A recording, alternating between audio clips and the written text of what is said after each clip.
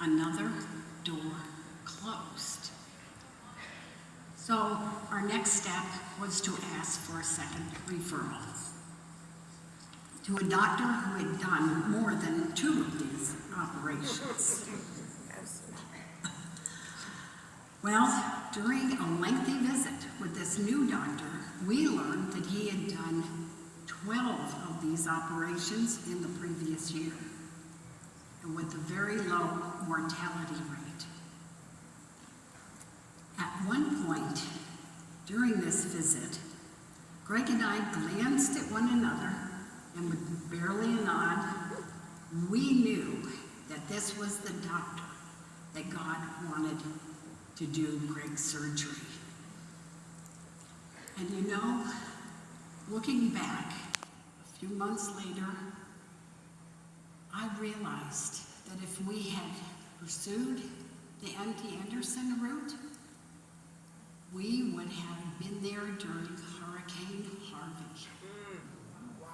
And that would have been a nightmare. A divine intervention. Whoa. Absolutely.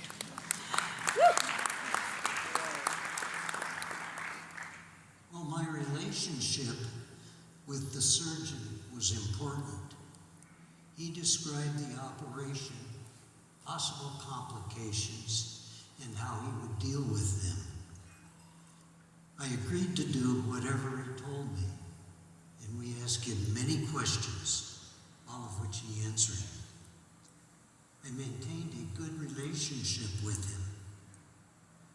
Calling me the evening before surgery, he told me that if complications occurred, they would most likely occur during the second week after surgery, and he would be out of town.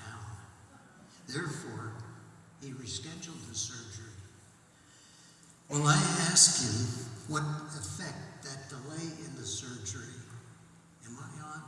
Yeah. Yes. Okay. What delay in the surgery would have on my cancer, but he told me there would be no effect on it. About to be sent home 10 days after the surgery, I experienced severe chills and shaking. My surgeon left his clinic and came to my room and escorted me down to X-ray. Well, it turned out to be a UTI, and it was cleared quickly with medication. But I believe it was in part due to our relationship that he so quickly left the clinic and came to me. The operation, difficult and lengthy, was a success. A PET scan showed the cancer was gone, and it is not returned.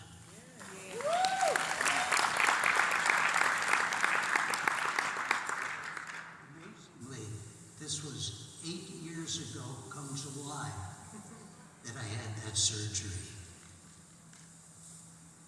Importantly, it was that I thought to mention to my primary care physician my swollen problem that saved my life. I thanked him every time I saw him, and I give God thanks for my life daily. My message: talk to your doctor, ask questions, even if they seem trivial. It may save your life. Absolutely.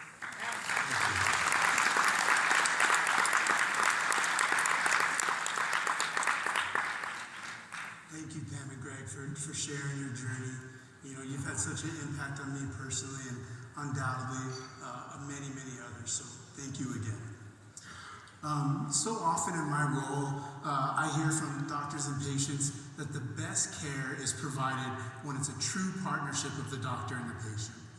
So here to share some insights into how to better manifest a working relationship with your doctor is Dr. Caitlin Chestnut.